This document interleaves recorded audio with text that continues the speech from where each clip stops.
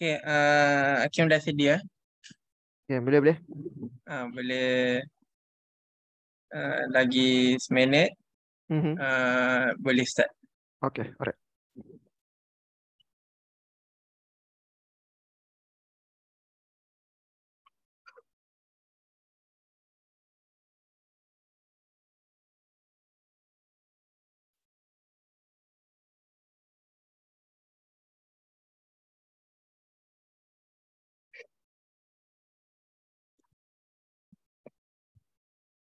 Berapa hari ya, Prof? Kita dapat PM dapat keputusan Datuk Seri Anwar Lama jadi juga. berapa hari ya? Kat seminggu lebih. Seminggu lebih Alah, pilihan raya dia hari Sabtu. Kata kita dapat hari Jumaat. Kat Okey, seminggu lah. Jumaat. Okey. Seminggu. Ini 6 hari lebih kurang macam tu. Itulah. Ya, Hakim. Boleh start. Okey, baik. Kita start ya, Prof. Baik. Assalamualaikum warahmatullahi wabarakatuh. A'udzubillahi minasyaitonirrajim. Bismillahirrahmanirrahim. Alhamdulillahirabbil alamin. Wassalatu wassalamu ala asyrafil anbiya'i wal mursalin wa ala alihi wa sahbihi ajma'in. Kita buka usrah kita pada malam ini dengan Ummul Kitab Al-Fatihah. A'udzubillahi minasyaitonirrajim. Bismillah.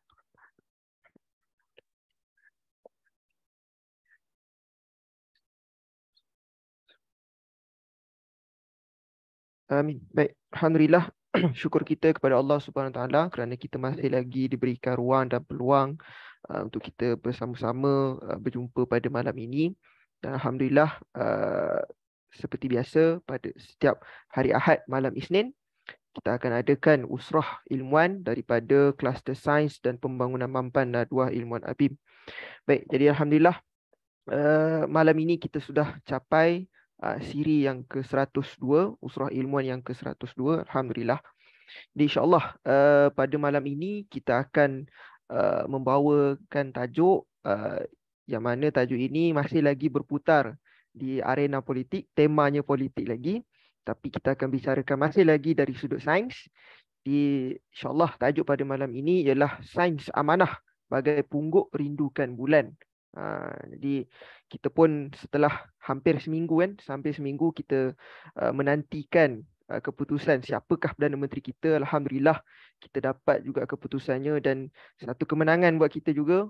Alhamdulillah akhirnya alumni mantan jemaah kita juga daripada PKPM, daripada ABIM, Datuk Seri Anwar Ibrahim telah dilantik sebagai Perdana Menteri kita yang ke-10 dan tapi kita masih lagi menantikan siapakah barisan-barisan menteri-menteri yang akan bersama-sama dengan Datuk Seri Anwar Ibrahim untuk menerajui pentadbiran negara kita. Jadi insya-Allah pada malam ini kita nak berbicara berkenaan dengan amanah. Jadi InsyaAllah tanpa melengahkan masa lagi, pembentang kita pada malam ini tidak asing lagi iaitu Datuk Profesor Dr. Kamarul Azizi Ibrahim, iaitu pengerusi kluster sains dan pembangunan mampan Nadwah Ilmuan ABIM. Jadi insyaAllah saya persilakan Datuk Profesor untuk bentangkan tajuk kita pada malam ini. Terima kasih Hakim. Bismillahirrahmanirrahim. Alhamdulillahirabbil alamin. Wassalatu wassalamu ala asyrafil anbiya'i wal mursalin wa ala alihi wa sahbihi ajma'in. Assalamualaikum warahmatullahi wabarakatuh. Alhamdulillah kita dapat berjumpa lagi sekali pada malam ini, dan pada malam ini kita akan bercakap mengenai amanah, iaitu satu topik yang amat penting terutama pada masa kini, kerana kita baru saja mendapat keputusan siapakah yang akan memerintah, dan isu yang kedua yang selain daripada siapa ialah dari segi amanah itu sendiri, iaitu amanah yang diberikan. Sengaja saya pilih bagai pungguk rindukan bulan ini. Ini adalah satu peribahasa Melayu mengenai perkara ini. Tapi sebelum itu, elok kita mengucapkan tahniahlah kepada Yang Amat Muhammad Datuk Seri Anwar Ibrahim yang telah dilantik sebagai Perdana Menteri Malaysia yang ke-10. Dan kita yakin insya-Allah beliau akan mengambil amanah ini sebagai satu yang penting dan juga memastikan amanah ini terutama kepada rakyat akan dijaga dengan baik. Jadi amanah ataupun tanggungjawab, we are talking about trust, trust. Jadi bila kita mendapat sesuatu tanggungjawab tersebut, maka kita akan kait tanggungjawab itu dengan trust. Dan pungguk rindukan bulan ini dah peribahasa, iaitu seperti seakan-akan menanti sesuatu yang tak mungkin diperolehi. Kerana kita lihat selama ini amanah yang diberikan selalunya dibiarkan ke tepi.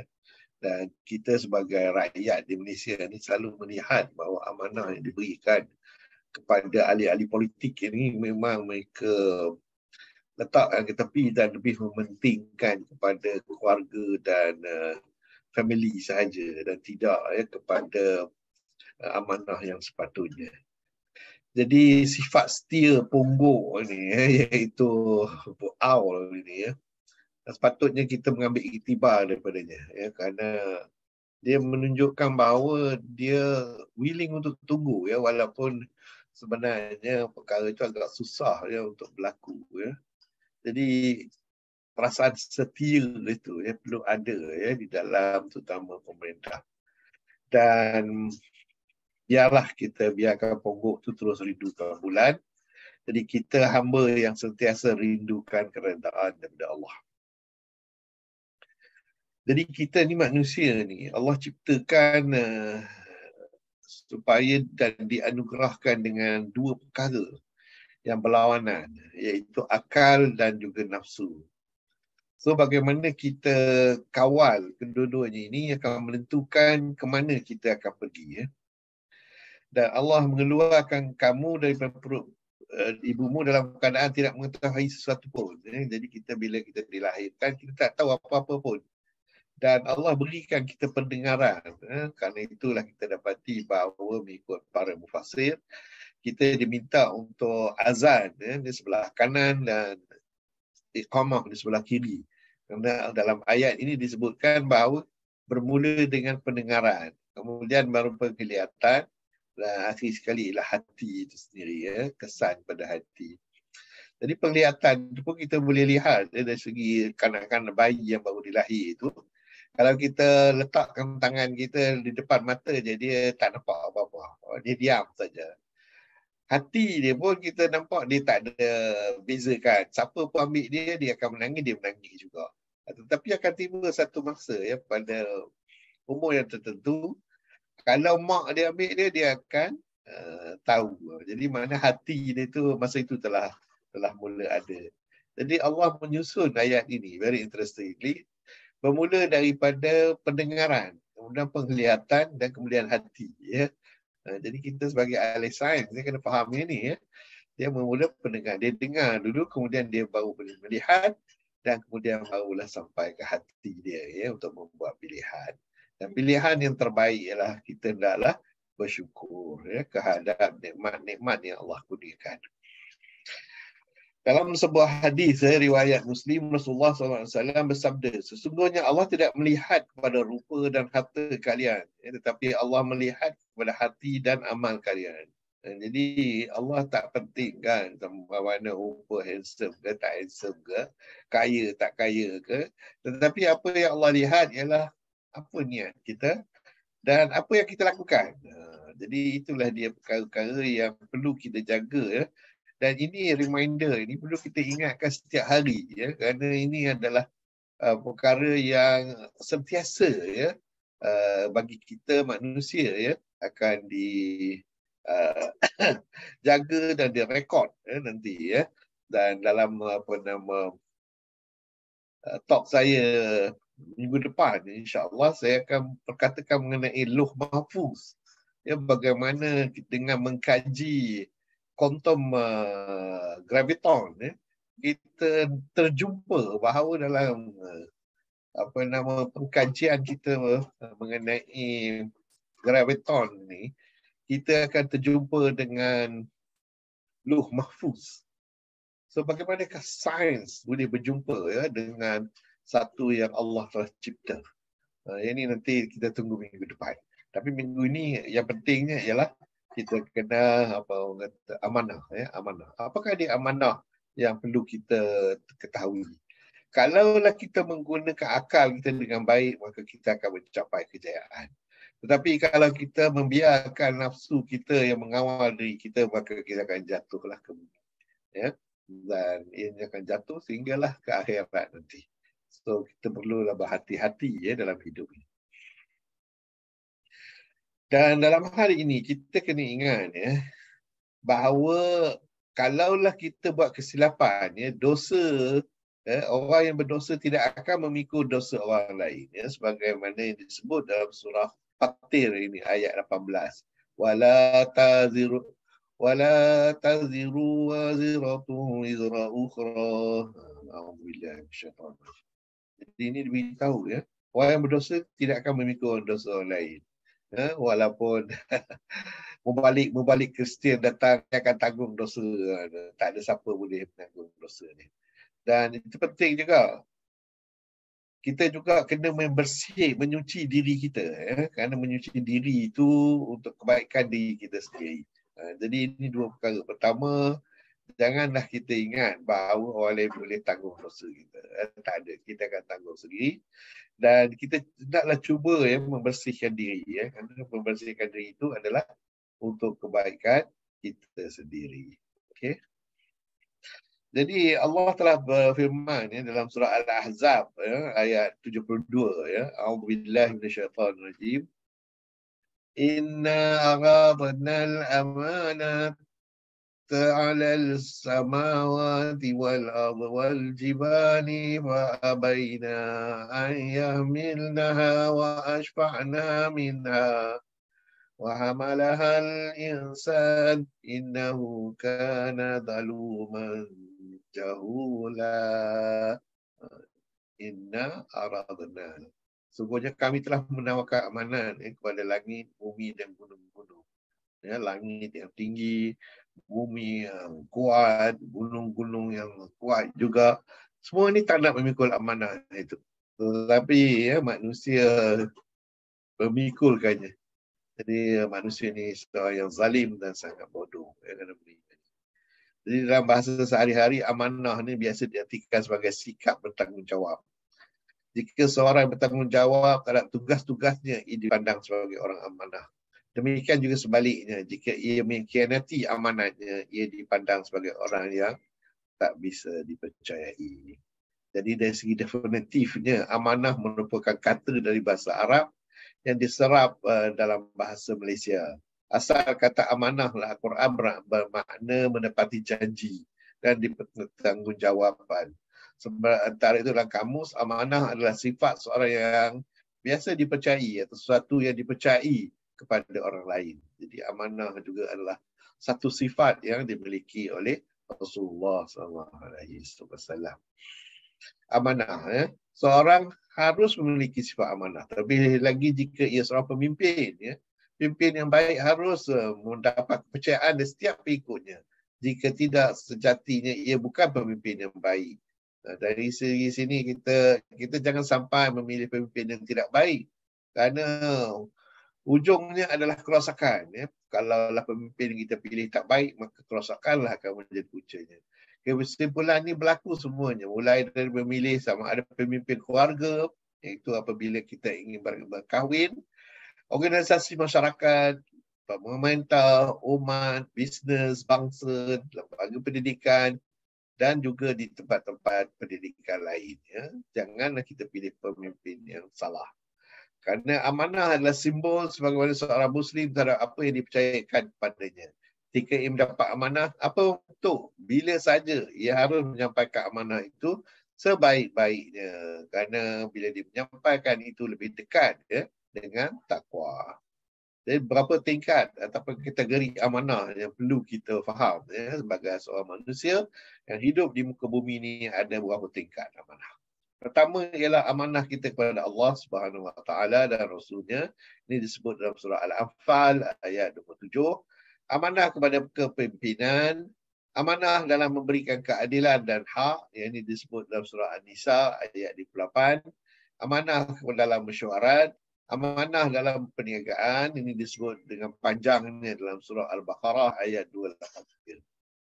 Dan amanah dalam masyarakat, iaitu dalam surah Al-Mu'minun ayat 8. Jadi ada 6 amanah bagi setiap manusia yang dilahirkan di muka bumi ini perlu memenuhi amanah ini. Amanah kita kepada Allah dan Rasul, amanah dalam kepimpinan, amanah dalam memberi keadilan dan hak, amanah dalam mesyuarah, amanah dalam perniagaan, dan amanah dalam masyarakat. Okay. Jadi kita tengok dulu amanah kepada Rasul. A'udzubillahi minasyaitonirrajim. Ya ayyuhalladzina amanu la takhunu Allah wa rasulah wa takhunu amanatikum wa antum ta'lamun. Wahai orang beriman, janganlah kamu khianati Allah dan Rasul, dan juga janganlah kamu mengkhianati amanah yang dipercayakan kepadamu sedang kamu mengetahui. Ini surah Al-Anfal ayat 7. Jadi kalau kita tengok dalam tafsir, katakan pimpinan Ar-Rahman menjelaskan lagi maksud ayat ini bahawa khianat amanah Allah dan Rasul itu ialah dengan meninggalkan suruhannya dan melanggar larangannya. Mengkhianati amanah pula ialah amanah orang, sama ada yang berupa harta benda, rahsia ataupun apa juga ya. Jadi itu yang dimaksudkan dengan amanah. Amanah dalam kepimpinan termasuklah atas nama kita sebagai pemimpin, sama ada kita suami, kita isteri, kita sebagai pembantu. Itu adalah amanah yang berat, ya, akan dipersoalkan ketika di dunia dan juga di akhirat. Sebagaimana ditegaskan oleh Rasulullah SAW yang bermaksud, setiap kamu adalah pemimpin dan akan diminta bertanggungjawab ke atas pimpinannya. Seorang amir, pemerintah, pemimpin atau ketua akan diminta bertanggungjawab terhadap rakyat yang dipimpinnya. Seorang lelaki, suami adalah pemimpin, akan ditanya terhadap keluarga yang dipimpinnya. Seorang wanita, isteri adalah pemimpin terhadap rumah tangga suaminya, akan dipertanggungjawab ya, terhadap tugasnya. Bahkan seorang hamba juga adalah pemimpin yang dipertanggungjawabkan terhadap barang milik tuannya, juga akan ditanya dari hak kepimpinannya. Dan kamu semua adalah pemimpin, dan kamu juga akan diminta bertanggungjawab terhadap hal yang dipimpin. Jadi penting ya amanah dalam kepimpinan. Ini disebut dalam surah Sahih Bukhari dan Muslim. Dan jika seorang rasul itu menjadi pemimpin, ya, baginda selalu mendapat petunjuk secara langsung daripada Allah Subhanahu Wa Taala melalui penurunan wahyu. Adapun jika seorang manusia biasa, ya, sebagaimana Datuk Seri Anwar Ibrahim, bila dia menjadi pemimpin, tidak cukup dengan ilmu dan kebijaksanaan akalnya saja, tapi mestilah didampingi oleh penasihat dari kalangan menteri dan pegawai yang berakhlak mulia. Orang yang keliling dia pun kena orang yang berakhlak mulia. Secara zahirnya bijak dan batinnya benar dan ikhlas. Ya? Orang yang keliling pun kena benar dan ikhlas. Kalau tidak, dia akan tertipu oleh penasihat-penasihatnya. Benar percakapan dan hatinya ikhlas pada niatnya kerana Allah SWT dan bertakwa takut kepadanya. Seorang raja atau pemimpin akan menempah kejahatan. Ya, raja atau pemimpin, macam Datuk Seri nanti kita haraplah orang yang didampinginya yang pembohong, yang mengampu, tidak ikhlas, tidak bertakwa kepada Allah SWT. Mereka menghormati pemimpin itu hanya kerana takut kepada makhluk, bukan takut kepada Allah SWT. Hanya mengejar dunia yang merosakkan. Dalam hal ini diriwayatkan oleh Abu Daud, ya, bahawa apabila Allah menghendaki kebaikan bagi seorang raja atau pemimpin itu, nescaya dijadi baginya pembantu, menteri atau penasihat yang benar dan ikhlas. Jika pemimpin itu lupa atau leka, nescaya diberikan peringatan. Jika pemimpin itu mengingati, nescaya akan diberi pertolongan kepadanya. Sebaliknya, jika Allah menghendaki daripada keburukan kepada pemimpin itu, nescaya dijadikan baginya pembantu yang jahat. Jika pemimpin itu lupa dan lalai, nescaya tidak diberi peringatan. Dan jika dia mengingati, nescaya tidak akan diberikan pertolongan kepadanya. Kita doakanlah supaya Datuk Seri Anwar akan mempunyai orang yang duduk di sekelilingnya yang membantunya dengan ikhlas kepada Allah Subhanahu Wa Taala. Kedudukan seorang pemimpin menjadi rebutan pada akhir zaman ini kerana merupakan peluang untuk mendapat kejayaan dan kesenangan di dunia semata-mata.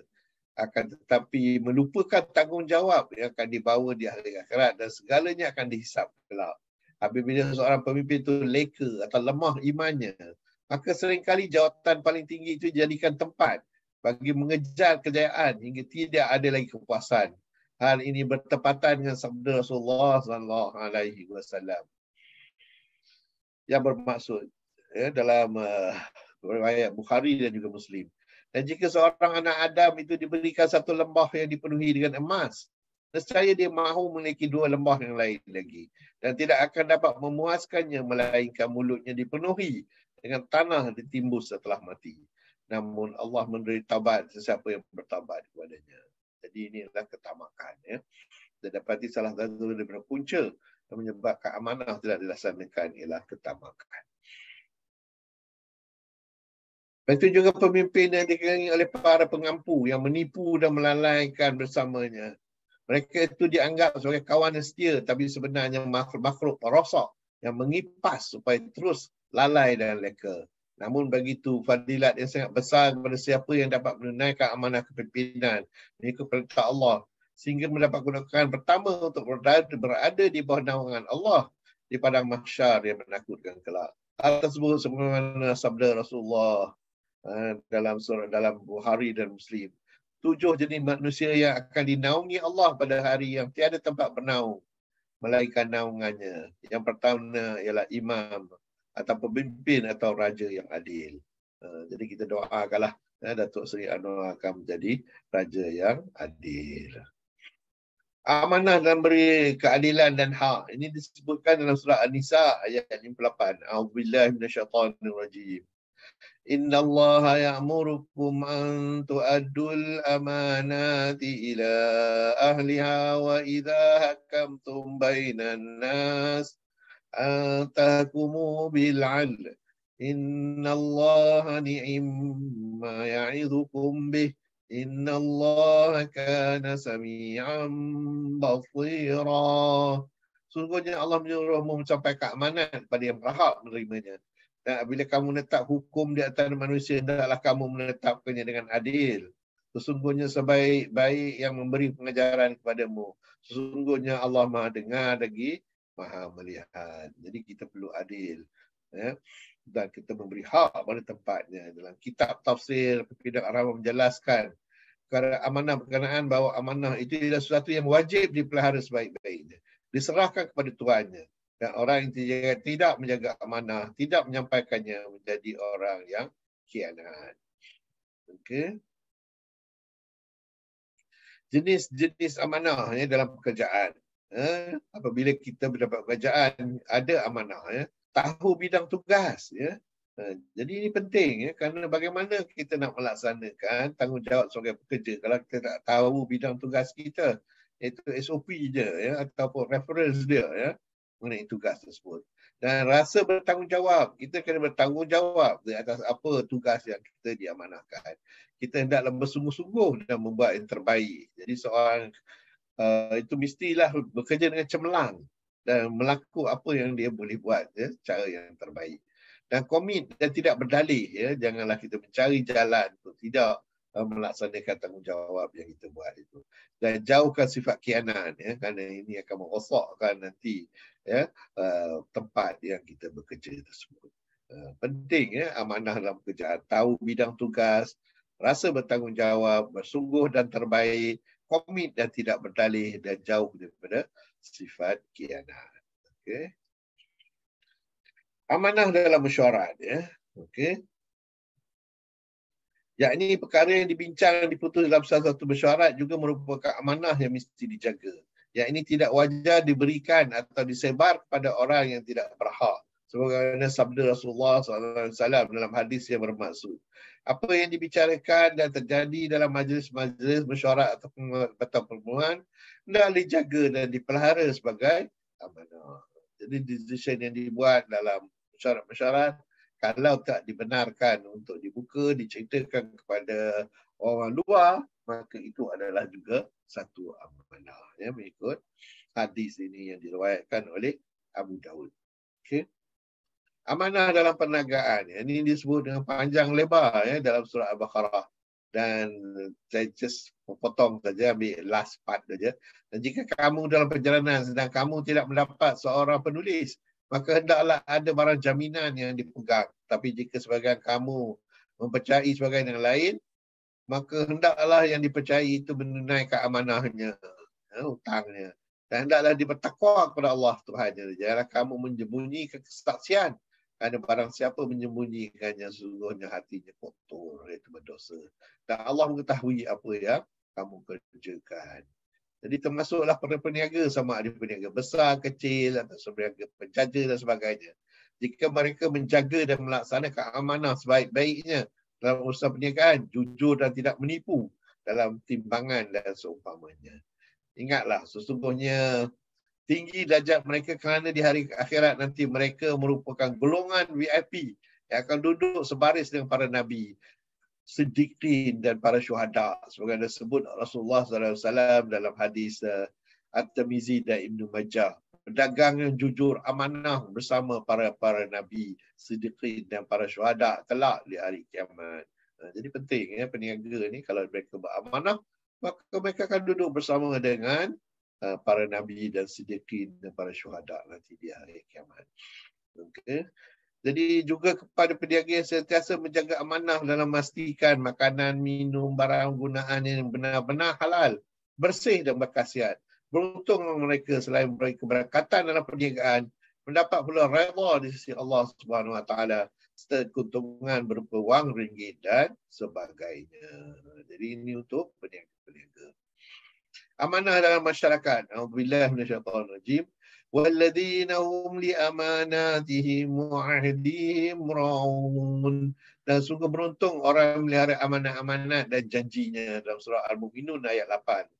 Jadi dalam tafsir pimpinan Ar-Rahman menjelaskan marfum ayat ini, orang yang beriman yang berjaya ialah mereka yang apabila diberi tanggungjawab atau amanah, mereka tidak mengkhianatinya. Bahkan mereka akan menjaganya serta menyerahkan kepada Tuhannya apabila mereka berjanji.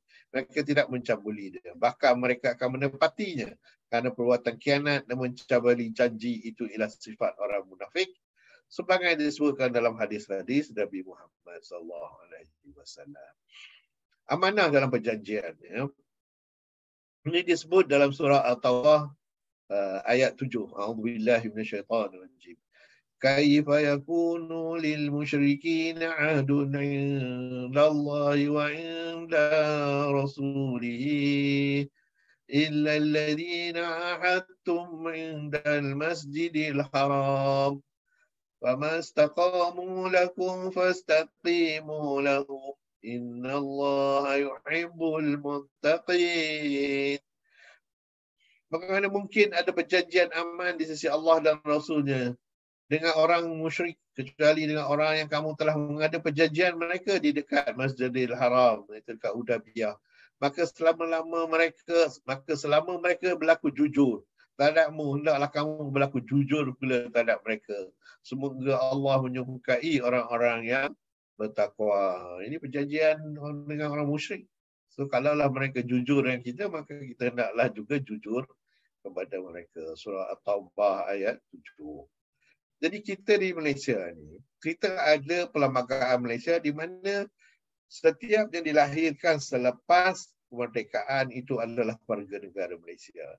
Jadi ada satu perjanjian di antara kita dan bukan Islam, dan bukan beragama Islam, sama ada Melayu, Cina dan agama-agama lain. Jadi perjanjian ini telah ditetapkan dalam perlembagaan Malaysia, dalam perlembagaan Malaysia. Maka hendaklah kita menjaga sebagaimana yang disebutkan dalam ayat Quran tadi. Okey. Jadi tak kiralah sama ada dia Cina ke, India ke, Kadazan ke, apa yang bukan Islam ke, maka perjanjiannya mereka adalah warga negara Malaysia. Okey. Dan kita perlu ingat juga, Rasulullah itu bukannya diturunkan hanya untuk orang Islam, kerana disebutkan dalam surah Al-Anbiya ayat 107.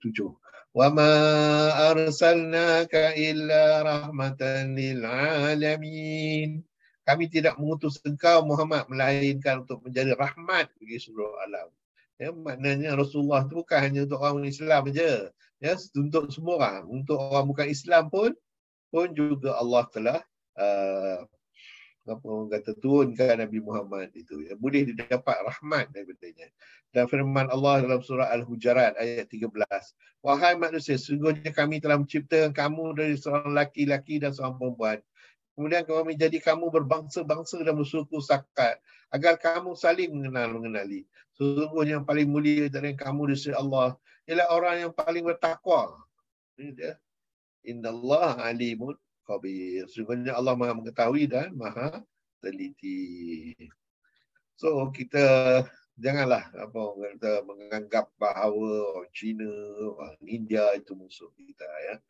Allah suruh kita orang kata berkenal-kenalan dengan mereka. Dan selagi mereka berjanji dengan kita untuk duduk dalam negara kita dengan aman dan bersama-sama dengan kita, maka kita kena jaga janji tersebut. So inilah dia masyarakat majmuk Malaysia. Ya. Kita campur, kita campur-campur bangsa dan agama. Fir'aun, ya. Kita dapati Fir'aun ni, ya. Allah telah memberikan banyak contoh dalam Al-Quran tentang hukuman bagi orang-orang yang zalim. Ya, sebagaimana cara Allah menghancurkan mereka atas kezaliman yang mereka buat. Dalam sejarah diceritakan Fir'aun ini, dia memang membangunkan rakyat apa semua. Tetapi dia menzalimi penduduk Mesir, terutama Bani Israel. Ya, itu pengikut Nabi Musa. Jadi adakah kita juga akan menzalimi orang Cina? Kita akan menzalimi orang India? Maka kita ni termasuk macam Fir'aun jugalah. Ya? Kerana Fir'aun ni tak segan untuk membunuh anak lelaki yang baru dilahirkan. Kerana adanya ramalan bahawa dia akan terbunuh di tangan seorang Bani Israel. Jadi inilah Fir'aun. Diminta oleh disuruh oleh Allah untuk ajak bertaubat, tetapi dia tak nak bertaubat kerana dia menzalimi Bani Israel. Jangan kita doa kepada Tuhan bahawa kita janganlah termasuk orang-orang yang menzalimi orang Cina dan orang India kerana mereka ini kalau nak ikutkan taklah seteruk Fir'aun. Jangan sia-siakan amanah kerana saat kehancuran itu memang akan tiba apabila amanah disia-siakan sebab sabda Rasulullah SAW, apabila amanah disia-siakan maka tunggulah saat kehancuran. Seorang sahabat bertanya, bagaimanakah menyia-nyiakannya ya Allah, ya Rasulullah? Ya Rasulullah, apabila perkara itu diserahkan kepada orang yang bukan ahli, maka tunggulah saat kehancuran. Jadi bila amanah ni kita kena bagi kepada orang yang tahu melaksanakannya. Ingatlah pesan dari peringatan Rasulullah kepada kita tentang beratnya amanah. Besarnya pahala orang yang menjaga dan melaksanakan amanah. Akibat mereka yang tidak amanah atau menyia-nyiakan amanah sama ada ketika di dunia, apatah lagi di akhirat kelak. Marilah kita laksanakan amanah yang dipikulkan ke atas kita. Janganlah kita khianati amanah itu. Sebagaimana sabda Rasulullah SAW. Tunailah amanah kepada orang yang diberi kepercayaan kepadamu. Dan janganlah kamu mengkhianati seseorang yang pernah mengkhianati kamu. Ini dalam hadis Imam Ahmad, Abu Daud dan At-Tirmizi. Ini bermakna kita hendaklah menjaga dan melaksanakan segala amanah itu. Itu amanah kepada Allah, amanah kepada Rasul, amanah kepada pemimpin, amanah kepada ayah, suami, isteri, amanah sebagai guru dan ustaz, ustazah, amanah sebagai ketua jabatan, pejabat, amanah sebagai ketua organisasi persatuan, amanah sebagai imam, bilal, ketua kampung, amanah sebagai pemimpin masyarakat, amanah sebagai anak, amanah sebagai pelajar, ketua pelajar, amanah sebagai muda-mudi Islam, sehinggalah kecil-kecil amanah sebagai tukang kebun, berternak, tukang sapu dan sebagainya. Janganlah kita sia-sia amanah ini. Nabi Muhammad SAW tak mempedulikan orang yang khianat ini. Orang yang khianat pada kesepakatan yang telah dibangunkan atau terhadap amanah yang diberikan, maka akan menemui kemalangan dalam hidupnya. Sebab Allah SWT dan Rasulnya tidak menyukai orang-orang yang berkhianat. Ini disebutkan dalam riwayat Abu Ya'la dan Bahaki. Rasulullah bersabda, barang siapa berkhianat kepada teman kerja samanya dalam hal temannya telah mengamanahkan padanya dan meminta ia untuk menjaga sesuatu, maka aku itu lepas tangan dari orang yang khianat tersebut. Maksud Nabi melepas tangan ini bahawa kelak di hari kiamat Nabi SAW tidak akan pedulikan orang berkhianat. Maka dari ketika itu anda menjalin kerjasama untuk satu bisnes. Jagalah kesepakatan yang telah dibangunkan dan jangan sekali-kali berkhianat. Sebab khianat itu akan menghancurkan hubungan dan membuat orang lain menjadi tidak percaya. Begitupun ketika anda diberi amanah berupa jabatan dalam pemerintahan, maka jangan sekali-kali berkhianat dan melakukan korupsi. Orang berkhianat sejatinya tengah menutup pintu-pintu keberkahan dan rahmat Allah baginya. Sebab itu semakin dia sering berkhianat, maka semakin banyak orang yang tidak akan percaya kepadanya. Disebutkan oleh Abu Dawud dan Imam Hakim daripada Sahih Imam Hakim. Allah berfirman, aku yang ketiga dari dua orang yang menjalankan kerjasama. Selagi tidak berkhianat salah satu di antara mereka kepada temannya, maka apabila telah berkhianat seorang, maka keluar dari keduanya. Menambah Imam Razi dan datanglah syaitan. Okay. Sifat amanah adalah prasyarat dalam menilai keinginan seorang. Orang yang pecah amanah, tidak melaksanakan apa ditanggungjawabkan, serta menyeleweng adalah satu daripada tiga sifat orang munafik. Iaitu apabila dia amanah, dia khianat. Amanah adalah sifat yang terpuji yang mesti wujud dalam setiap manusia pada asalnya. Yang mesti diamalkan setiap saat di mana sahaja kita berada dalam menjalankan amanah di pejabat, apatah lagi mendapatkan hasil ataupun gaji dari apa yang dikerjakan. 4 perkara sekiranya kamu memilikinya, kamu tidak akan ditimpa balasan terhadap apa yang kamu tidak perbuat di dunia. Jaga amanah, bercakap benar, berakhlak baik dan mengawal pemakanan makanan halal dan haram. Jadi menurut riwayat Muslim, Rasulullah SAW bersabda, barang siapa yang menipu, maka bukanlah ia dari golongan kami. Kita harus ingat bahawa setiap orang akan disoal mengenai amanah dan tanggungjawab yang dipikulnya pada hari perhitungan nanti. Sebagaimana firman Allah dalam ayat 38 surah Al-Mudaththir, bahawa setiap anggota tubuh badan ditanggungjawabkan terhadap aktiviti yang dilakukan dan tak ada siapa yang dapat lari di hadapan Allah nanti. Okay. Allah telah menjanjikan balasan yang azab yang dahsyat bagi orang yang pecah amanah. Dan tak ada siapa yang dapat lari dari setiap kejahatan yang dilakukan sama ada di dunia ataupun di akhirat. Dalam surah Ali Imran ayat 161. Dan tiada patut bagi seorang Nabi itu disangkakan berkhianat, menggelapkan harta perampas perang. Sesiapa yang berkhianat menggelapkan sesuatu, ia akan membawa bersama pada hari kiamat kelak apa yang dikhianatinya itu. Setiap seseorang akan disempurnakan dengan kesempurnaan balasan apa yang telah diusahakan, sedang mereka tidak akan dikurangkan sedikit pembalasan. Ini dia untuk orang yang khianat. Oleh itu sebagai pemegang amanah haruslah sentiasa mengingat diri sendiri dan diri orang lain tentang kepentingan menjaga amanah yang dipertanggungjawabkan.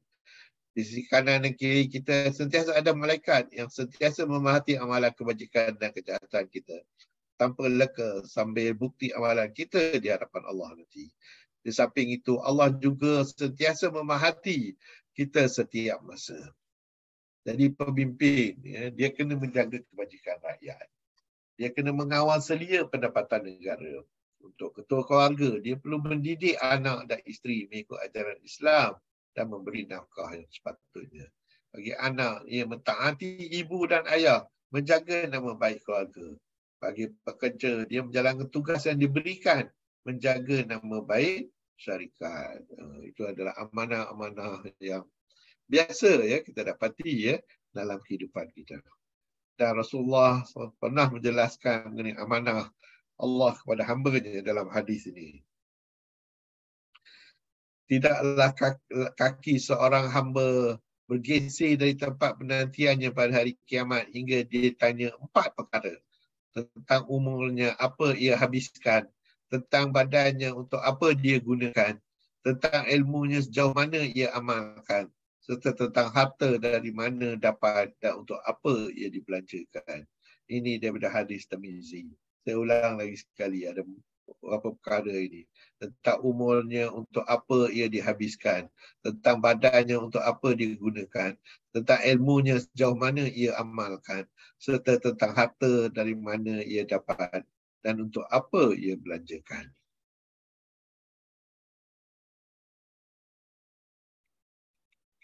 selalunya ya, amanah ni ya, dilanggar ya. Salah satu puncanya ialah mencari kemuliaan. Ya. Firman Allah dalam surah Fatir ayat 10. A'udzubillahi minasyaitonirrajim.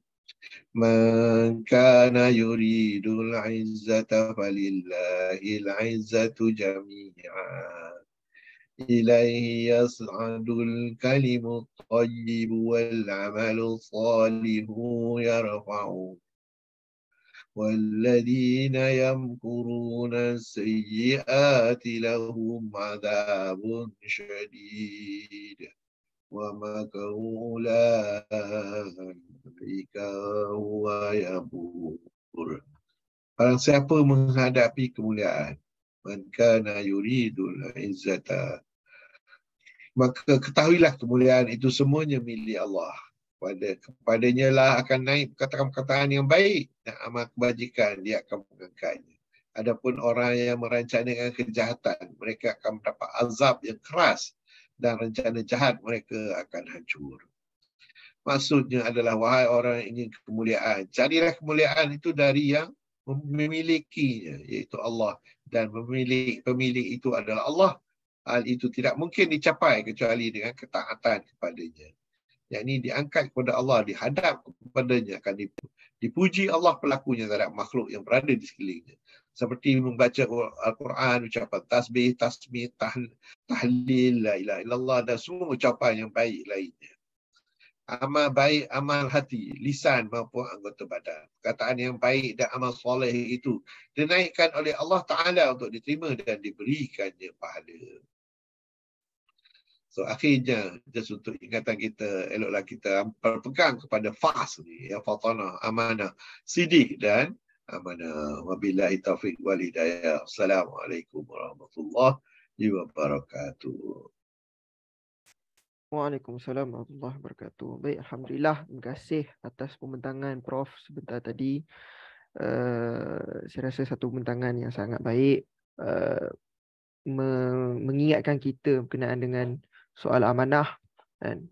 Bukannya satu perkara yang kita boleh pandang ringan, kita boleh pandang enteng, ya. Satu amanah ni satu benda yang sangat berat, dan akhirnya nanti di akhirat nanti insya-Allah, insya-Allah kan, Allah akan mempersoalkan, kan, setiap apa yang telah dipertanggungjawabkan kepada kita, kan.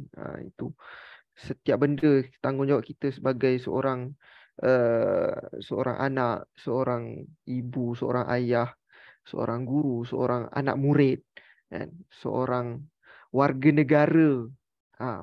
Negara tu, kan, tanggungjawab pergi mengundi, tu akan dipersoalkan tu, kan, kenapa tak pergi mengundi tu. Jadi itu semua akan dipersoalkan. Sebab itu adalah amanah kita. Kita semua ada amanah masing-masing. InsyaAllah sama-samalah kita menjaga amanah yang kita ada setia ada ni. Dan moga-moga, kan, moga-moga bakal-bakal menteri-menteri yang akan dilantik tidak lama lagi, insyaAllah, moga-moga mereka dapat menjalankan tanggungjawabnya dengan sebaik mungkin, dengan penuh amanah, supaya negara kita ni boleh menjadi satu negara yang lagi elok sebelum ini, insyaAllah. Baik, saya bukalah ruang sekarang ni. Saya buka ruang kepada semua hadir-hadirat. Alhamdulillah, kita kehadiran hari ini ramai. Ada 15 orang dalam Zoom malam ni. Alhamdulillah. Jadi saya buka ruang untuk ada nak bertanya soalan ke, ataupun nak memberi pandangan ke, nak berkongsi pandangan, silakan. Dan juga yang sedang menonton di live Facebook ataupun YouTube Wak TV, boleh ajukan soalan di ruangan komen tersebut, dan nanti insya-Allah nanti akan ada AJK Teknikal yang akan sampaikan soalan-soalan tersebut di dalam ruangan Zoom insya-Allah. Baik, saya buka ruang kepada semua jika ada yang ingin bersuara.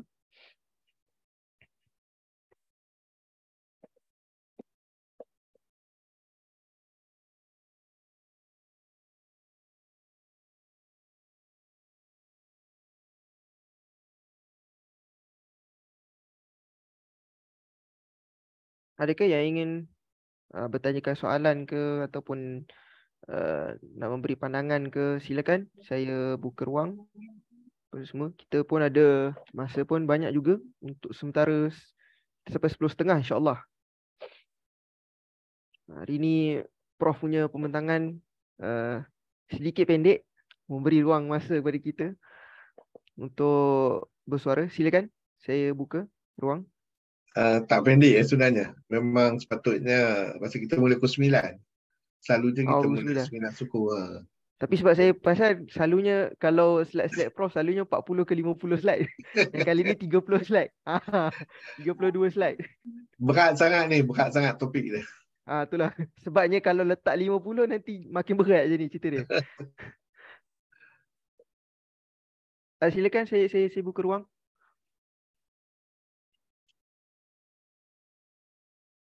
Yang daripada live Facebook atau YouTube tak ada? Tak ada. Okay, baik. Daripada live tak ada. Okay, baik.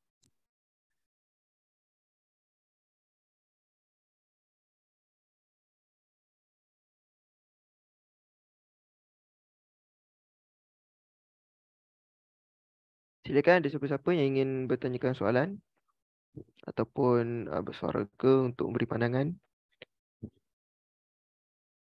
Boleh kita sama-sama bincangkan pada malam ini. Soal amanah, soal tanggungjawab. Satu soal. Sebabnya ialah kita semua masing-masing ni pun di peringkat masing-masing kan. Di peringkat PKPM, di peringkat APIM, di peringkat wadah. Masing-masing ada tanggungjawabnya masing-masing. Tanggungjawabnya kepada jemaah tu kan. Bukan sekadar pimpinan saja yang ada tanggungjawabnya. Ahli jemaah itu sendiri pun ada tanggungjawabnya juga. Ada amanah juga yang perlu ditunaikan juga kan.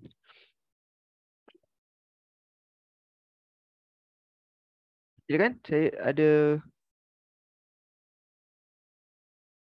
ada soalan ke?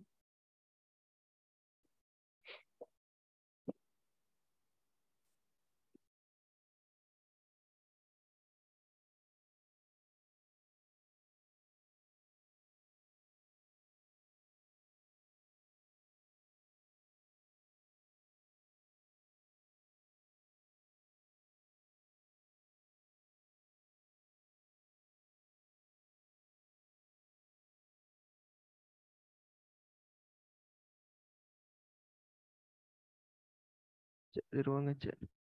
Ni ada soalan daripada Puan Sabasiah Husin. Assalamualaikum Prof. Apa yang perlu dibuat oleh individu yang tak mampu jalankan amanah yang diletak di bahunya? Seperti sebagai seorang ibu yang sangat vulnerable, banyak isu atau persoalan hidupnya sendiri pun tak dapat dilaksanakan dengan berkesan due to banyak keadaan yang tidak bagus dalam rumah tangganya. Boleh Prof, silakan. Masya Allah, ni soalan ni susah juga nak jawab ni. Tetapi satu perkara lah kita kena always remember ya. Bahawa Allah berkata dalam Al-Quran dalam surah Al-Baqarah, dia tidak saya bagi mahrum, maksud dia bahawa Allah tidak akan memberikan kita satu beban yang kita tak sanggup. Jadi apa saja yang kita dapat ya, sama ada masalah ke kebaikan ke keburukan ke, always anggap ini adalah kurniaan Allah. Ya, kurniaan Allah. Jadi apa yang berlaku yang sebenarnya ya, kita awal-awal tadi saya dah sebutkan ya, bahawa Allah kurniakan kita akal dan juga nafsu ya. Tetapi malangnya dalam sistem education kita ya, kita tidak diajar untuk macam mana nak guna akal, dan begitu juga ya, worst case ialah kita tidak diajar macam mana nak kawal nafsu. Jadi dan sebenarnya bila kita lihat sesuatu perkara itu, kita boleh tengok dari sudut akal ataupun dari sudut nafsu. Kalaulah benda itu susah ya, selalunya kita akan anggap maknanya kita melihat dari sudut nafsu. Dan untuk itu ya, kita kena belajar macam mana nak kawal nafsu kita. Dan nafsu yang bagus itu ialah nafsu yang redha yang disebutkan sebagai, ada disebutkan juga dalam Al-Quran, iaitu satu nafsu yang menerima apa saja daripada Allah dan menganggapkan dia rela dengan apa yang Allah berikan, kerana satu perkara yang kita kena faham dengan jelas di dalam kita punya akal, kerana ini dibantu oleh akal kita, bahawa Allah takkan melakukan sesuatu keburukan kepada kita. Ini adalah satu konsep yang banyak kita tak diajar di sekolah-sekolah kita, iaitu bahawa apa saja yang Allah berikan kepada kita itu adalah terbaik, kerana dia adalah pencipta kita.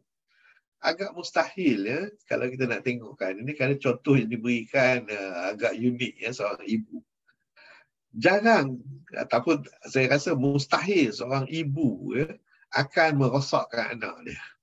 Begitu juga kalau kita tengok dengan binatang yang simple saja. Kita tengok anak kucing. Anak kucing kat rumah saya kan banyak anak kucing.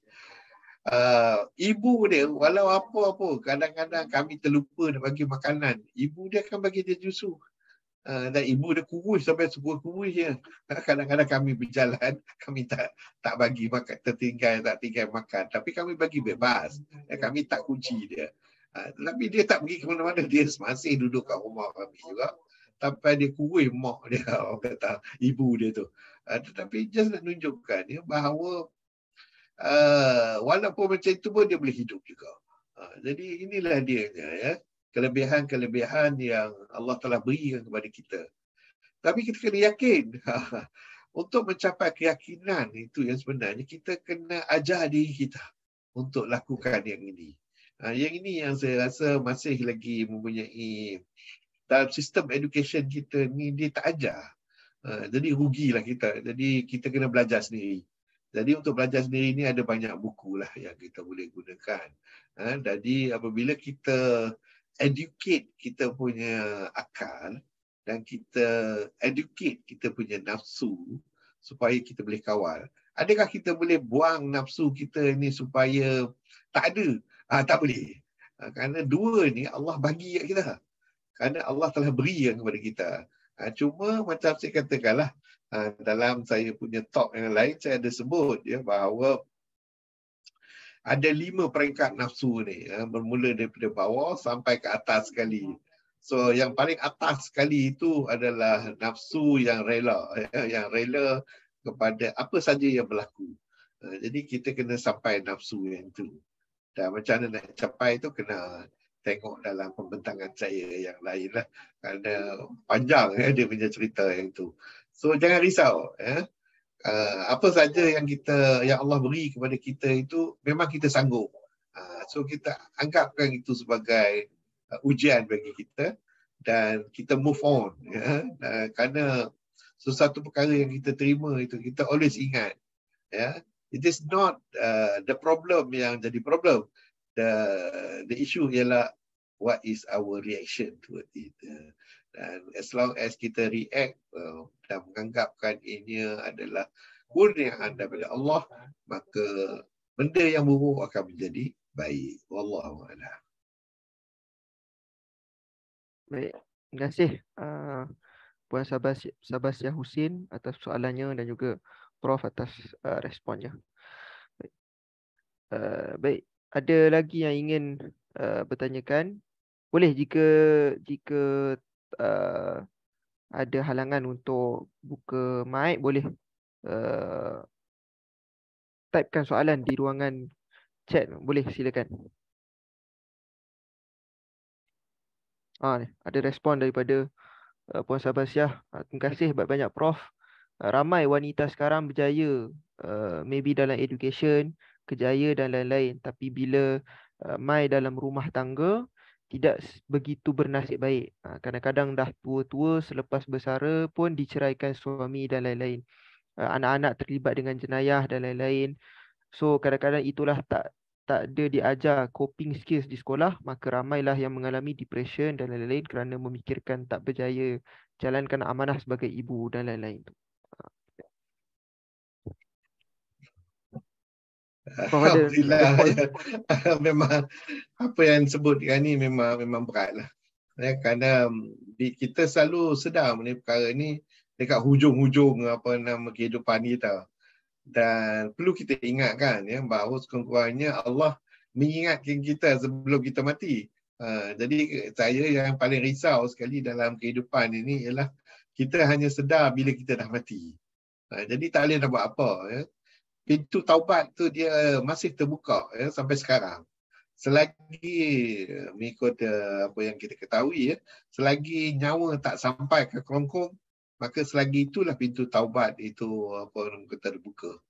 Jadi tak usah risaulah apa nama kadang-kadang memang Allah nak jadikan macam tu. Mungkin dalam pergaulan suami isteri ada kadang-kadang elok dia stay together. Tapi kadang-kadang elok juga dia dipisahkan. Kalau kita tengok dalam sirah Rasulullah pun kita dapati ada cerita di mana apa orang kata dia tak sekufu, tak sekufu. Jadi maknanya mereka tak sesuai hidup bersama. Jadi mereka berpisah. Walaupun kita katakan talak itu adalah satu yang halal tetapi tak disukai. Tapi kadang-kadang memang itu pilihan yang ada. Memang itu pilihan yang ada. Dan kalaulah pemergian mereka dan apa saja yang berlaku, mungkin itu adalah sebaiknya. Dan ingatlah, macam saya katakan daripada awal tadi, apa saja yang berlaku pada kita, kita kena yakin bahawa itu adalah yang terbaik. Kalaulah sebagai contoh yang selalu diberikan oleh ulama-ulama kita ialah contoh wanita yang paling senang nak bagi contoh lelaki susah sikit dalam hal ini. Wanita iaitu seorang wanita katakan di Pinang, anak muda katakan di Pinang, kemudian tiba-tiba sebelum dia nak berkahwin tiba-tiba putus pinangan. Jadi kalau nak ikutkan apa nama psikologis moden ni, dia kata wah susahlah dia macam mana lah last minute lah beri barang semua dah beli dah tiba-tiba dia cancel lah. Tetapi kalau kita tengok dari sudut lain kita kan dapati bahawa elok juga dia putus kat situ. Nanti dia akan hidup dalam keadaan merana lah. Macam-macam masalah. Jadi Allah nak tolong dia. Maka Allah akan putuskan dia masa itu. Selamatkan dia. Jadi oleh ingat apa saja yang berlaku itu adalah pilihan yang terbaik. Pilihan yang terbaik. Kita terima saja. Jadi apa orang kata senang Prof kata senang apa semua ni. Tapi memang patutnya senang. Tetapi kita tak di-educatekan macam tu. Kita tak di-educatekan macam tu. Saya telah mengarang satu buku bertajuk apa nama buku? Rubrik Alternatif. Dalam buku tu saya menceritakan sepatutnya macam mana kita educate terutama kanak-kanak. Dan untuk diri kita juga, mana yang dah tua pun kalau baca buku tu dia boleh tolong diri dia untuk educate diri dia sendiri supaya dia akan rasa bahawa setiap apa yang Allah berikan kepada kita itu adalah terbaik. Jadi once kita dah ada that pandangan ataupun di dalam kita punya hati, kita tak takut dah. Nampak dia macam tak elok, tetapi yang sebenarnya hanya Allah je yang tahu yang itu adalah terbaik untuk kita. Jadi kita kena trust Allah lah. Ini trust ni, ini dia topik kita ini. Itu amanah. Amanah tu, trust tu. So, tetapi itulah kita ni sekarang kebanyakannya macam ponggok rindukan bulan lah. Trust sudah tak ada. Dan yang menyedihkan kita ialah trust kita kepada Allah. Trust kita pada Allah tu tak ada. Jadi lain semua buka cakacir. Macam-macam masalah kita rasa. Jadi apa nama, kalau siapa yang minat mengenai buku saya tu, kalau tu boleh message saja kepada saya dan saya boleh hantar. Saya bagi free kat semua orang. Kerana saya rasa penting untuk semua orang, terutama ibu bapa baca buku tersebut. Dan insya-Allah saya akan cuba untuk, saya ada buat berbentangan dalam salah satu daripada saya punya ini mengenai buku tersebut. Tapi tak apalah. Apa kalau siapa yang minat, memang saya dah buat dia sebagai satu buku. Tajuk dia ialah rubrik alternatif, rubrik alternatif. Masih lagi tak ada dalam pasaran. Dia ada kat saya aja. Jadi kalau siapa yang berminat, sama ada boleh kontak saya ataupun kontak isteri saya pun boleh juga. Dan kami boleh hantar buku tersebut, insya-Allah. Alhamdulillah. Terima kasih Prof. Siap boleh bagi buku nanti. Saya pun macam berminat dengan buku Prof. Okay, baik. Terima kasih Puan Sabasiah. Seterusnya ada lagi yang ingin bersuara, yang ingin bertanyakan soalan, silakan.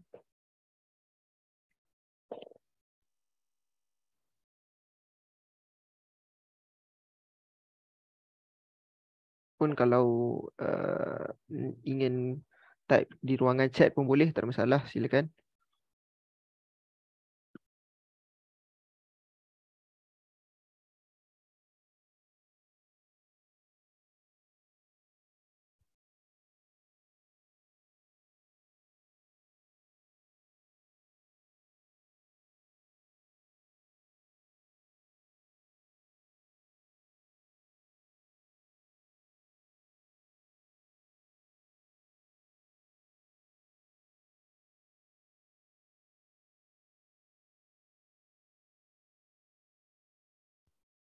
Ada ke?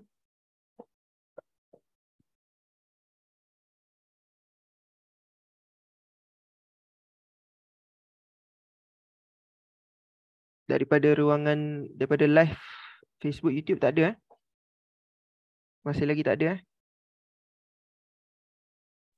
Ya betul, masih lagi tiada. Okey, baik.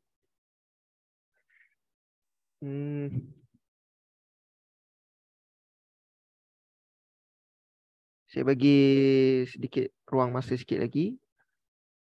Jika ada yang ingin bersuara, silakan. Jika tiada, kita boleh tangguhkan dululah.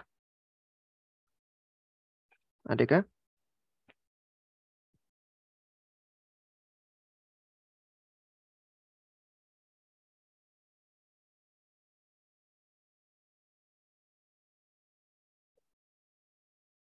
Baik, tiada Okey, baik. Alhamdulillah.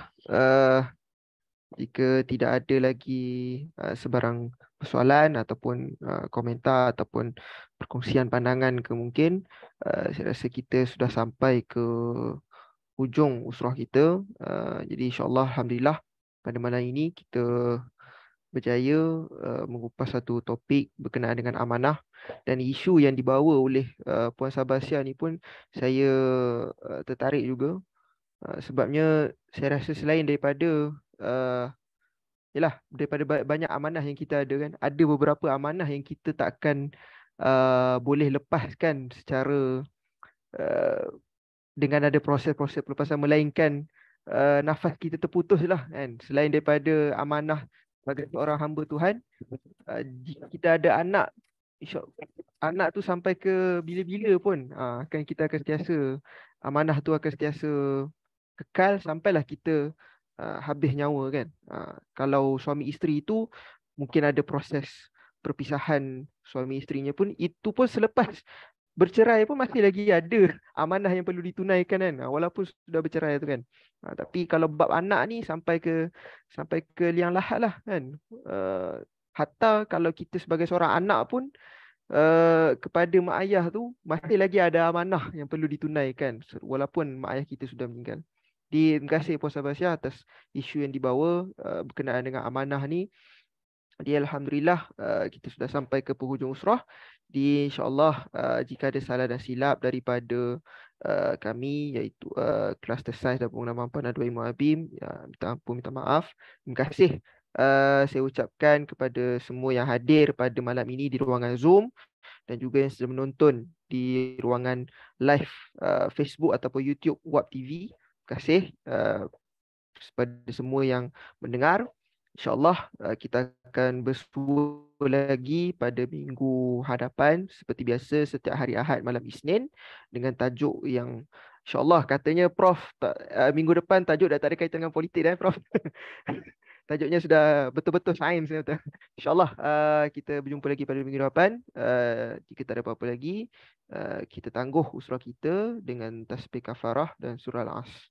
Subhanakallah wa bihamdika asyhadu an la ilaha illa anta Assalamualaikum warahmatullahi wabarakatuh. Terima kasih semua.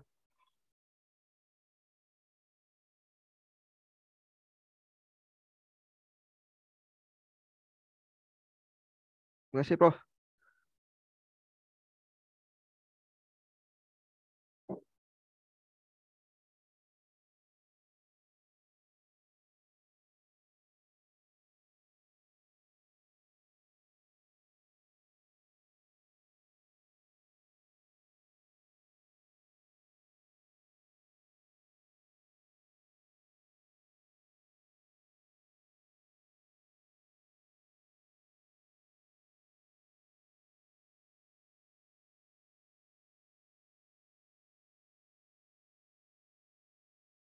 Saya minta undur diri dulu ya. Terima kasih, Prof. Terima kasih.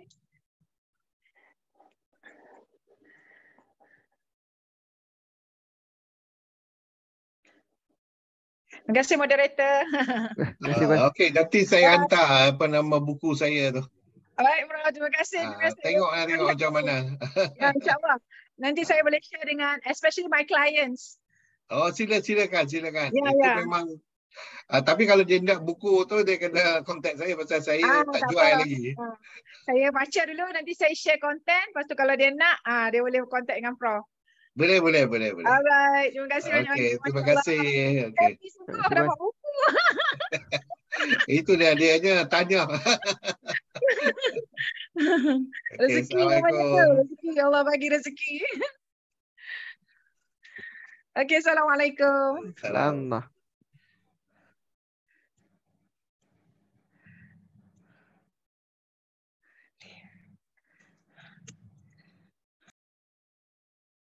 Terima kasih Prof. Saya minta undur diri dulu.